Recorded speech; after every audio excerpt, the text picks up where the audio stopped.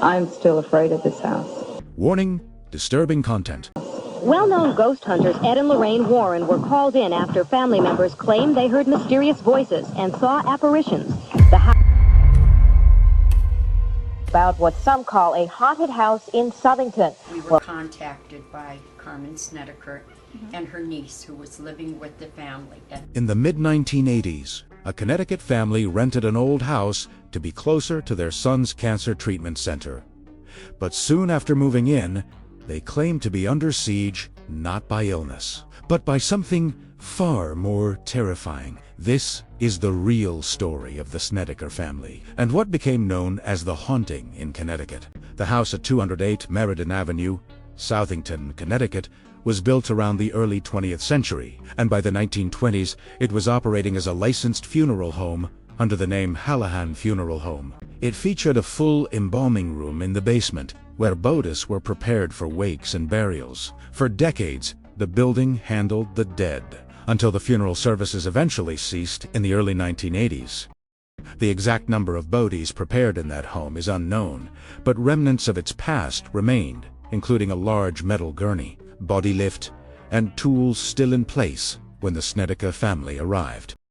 It would be awesome if you liked the video and tap the bell when you subscribe to get notified about the next video.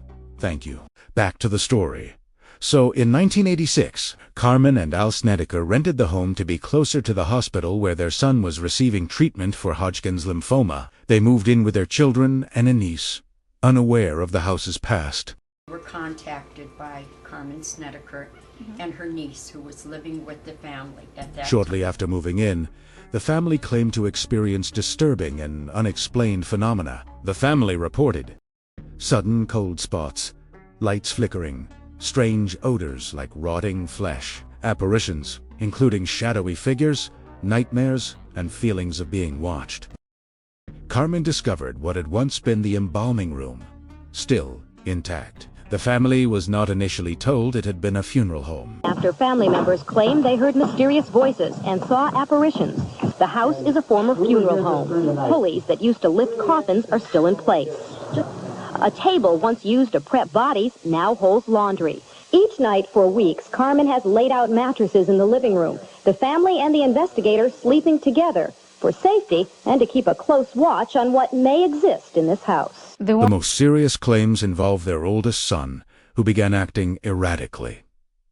The family said he spoke of spirits, heard voices, he became violent and once even tried to harm himself. At night, multiple family members reported being touched or assaulted by an invisible force. Some claimed to be pushed or pinned down while sleeping. The haunting, they said, grew stronger over time. At one point, Carmen described being sexually violated by an unseen presence, though no physical evidence was ever recorded. I'm still afraid of this house.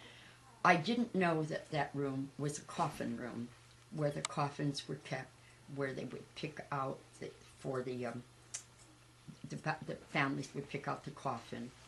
Desperate, the Snedekers reached out to Ed and Lorraine Warren, well-known paranormal investigators. Lorraine was a self-proclaimed clairvoyant, and her husband Ed, he was a paranormal expert about demons. The Warrens personally investigated the home and believed it was experiencing a demonic infestation. We were contacted by Carmen Snedeker and her niece, who was living with the family at that time.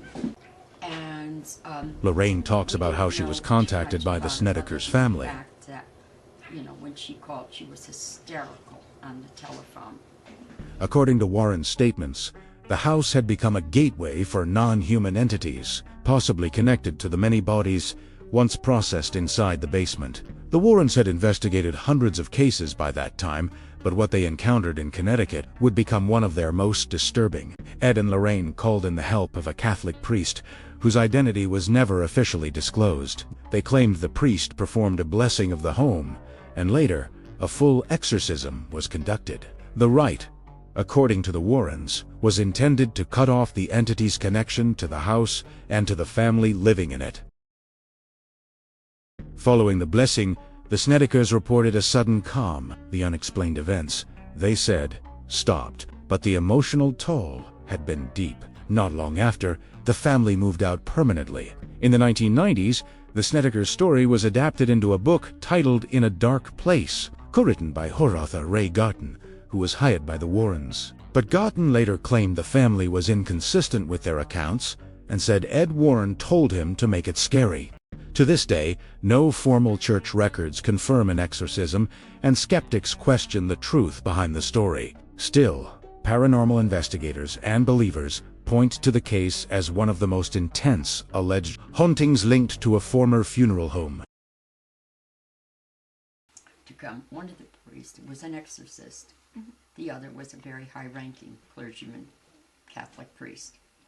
And they both came there and said masses.